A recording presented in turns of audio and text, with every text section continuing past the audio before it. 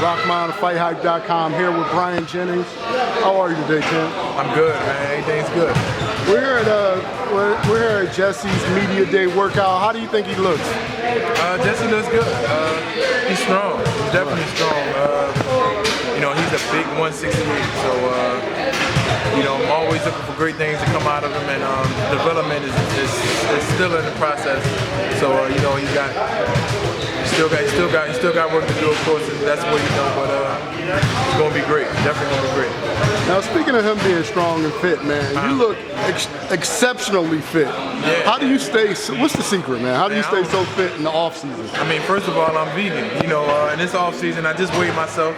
I went on my Instagram. You can go on my Instagram at Bryant Jennings and look at the post. 227 right now. Wow. And I'm vegan. I ain't eat no meat since 2013.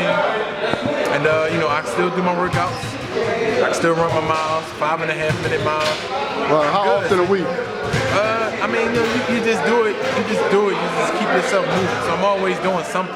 Right. It's not necessarily the same thing every day. Right. It's not routine. You're just doing things.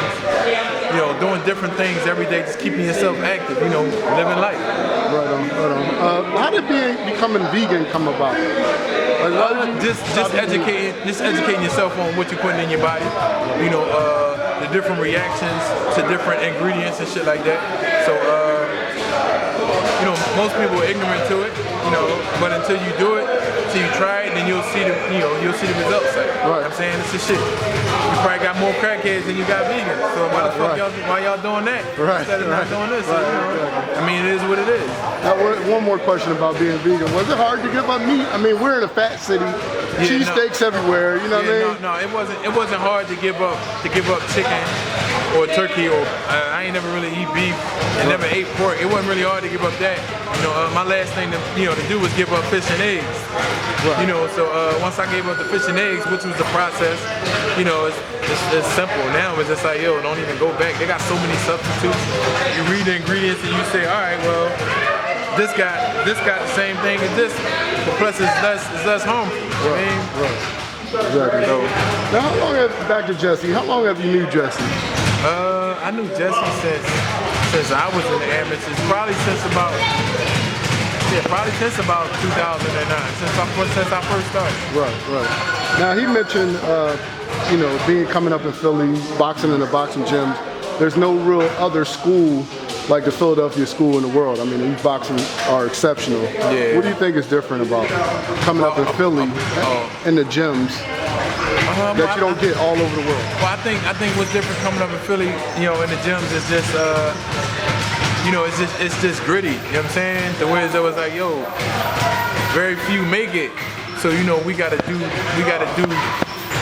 the unthinkable in order to actually get noticed. So therefore, we always working to get, to get to that next level. Just like right now, if somebody was to be training right now, they're working their fucking hardest because they like, Jesse R just had his media day. It's a lot of people here, so I gotta show off. You know what I'm saying? I gotta do my thing. But that whole thing is just to get ready to be able. This here is the big stage for younger cats in the gym. You know what I'm saying? It's just the only way they're gonna get seen. You know what I'm saying? It's either that or when other people come and they they sparring and shit like that, and they like, we gotta put on. So it's the grit, it's the lack of success. Everybody wants it. Everybody wants it, but we are willing. We as Philly members are willing to do what it takes to get it in the ring and on the road, in the gym. You know what I'm saying? We do it. So that's a good point. What's next for your career? When can the fans expect to see you? I don't know, man. We probably got to ask a few. We probably got to ask a few other folks, that question to get a more accurate answer. Yeah. But I'm ready. I'm ready right now. But I think I definitely want to, slow down a little bit. You know what I'm saying? Everybody out there, they get them tune-ups. They get them good fights. They get them less than 50-50 joints. You know what I'm saying? It's just like, damn, like me, it's like, what the fuck? Like I did my last opposition. My last 5 fighters was 146 wins with 5 losses, 117 knockouts. Wow. So it's just like, damn, like Let me develop right quick. You know what I'm saying? Let me get better. Cause you know what I mean, every time I fight live fights, you know what I mean, you can't really get too much out of live fights. You know what I'm saying? Especially when you ain't really get no time to really develop. So but I'm here and I'm still watching. You know what I'm saying? I'm still watching and I'm still on niggas' asses. You know what I'm saying? Paul. Right. You know what I'm saying? But I'm just strategizing a little better. Dealing with the game, the business. Right.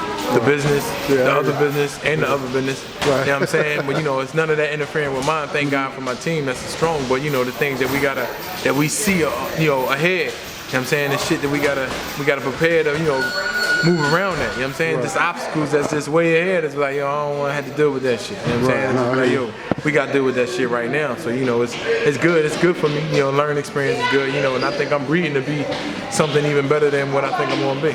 Right. Have you made any changes to your camp? To my camp? Yeah. As of what? Since the last fight? Yeah, exactly. Nah. I'm in Philly, so I'm training at ABC.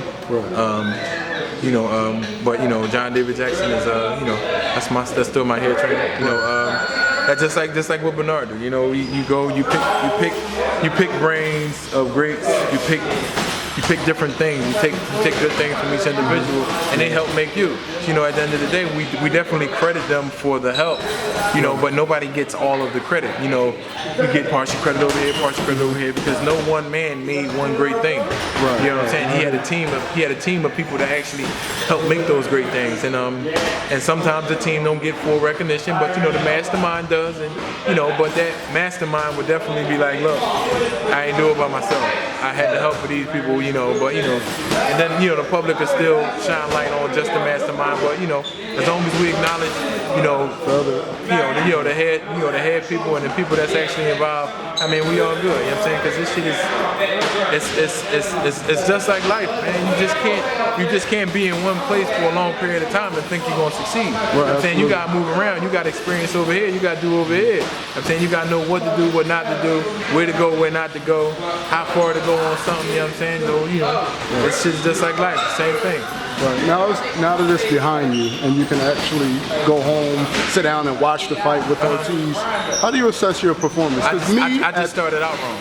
Right. First round was just the way I shouldn't have started out. You know what I'm saying? I should have just did my little thing, but I was listening to a few ears, maybe like some networks or whatever, or maybe like certain people, that just was like,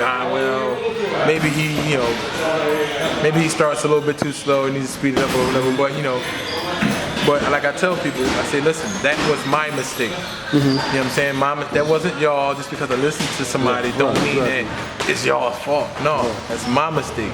But now what I know what to do next time to say, yo, just do you. Anybody out there, however you feel comfortable, you comfortable with something, you just do you. Yeah, you include things from other individuals, but if you're not comfortable with it, then you got to make yourself comfortable. You got to do what you're comfortable with. Like, so my whole thing is just do you, because that's what I'm gonna do. I'm gonna do me. I'm gonna listen, incorporate this, incorporate that. Well, however it comes together, it has to be comfortable. So at the end of the day, I'm gonna do me, and I'm gonna follow my first mind, and just work at that. You can be hard-headed, you can be stubborn, you can be whatever you want, but it's you being who you are. So I mean, it is what it is. Right. Do you believe that was the same Bryant Jennings that fought Klitschko? Sitting ringside, I just didn't get that feeling. The same person. It looked like two different fighters. Yeah, it probably was two different fighters because it was two different approaches. Right. But it still was me. I wasn't really going through nothing, mentally or nothing. I didn't mean like that. I know, but I ain't really had no, problems. And then it was what it was. It was just the wrong approach. Because I still brought it to him. I'm saying it was just the wrong approach, the wrong start, the wrong, got off on a bad foot. You know what I'm saying? The things that I endured in the first round was things that was supposed to have been happening maybe round 3 or 4, the way as though I'm already moving and acclimated to the to the activity. But that first round just was like, damn, fuck.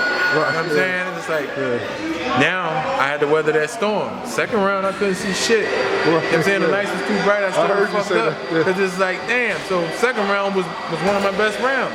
But that was just off instinct. You know what I'm saying? So it's just like, I couldn't see shit. No, I hear you. But I'm just out there. You know what I'm saying? So Right. now it's just like, fuck it. I'm in it now. So just keep fucking fighting. And then it's just like, all right, do I back up and start boxing?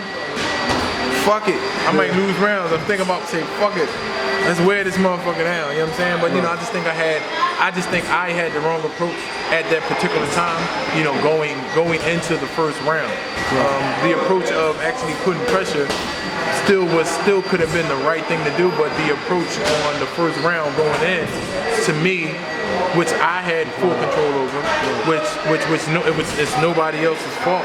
You know, the fact that I went in that first round that way, but you know, I should have played it a little more close. You know, that's just for me.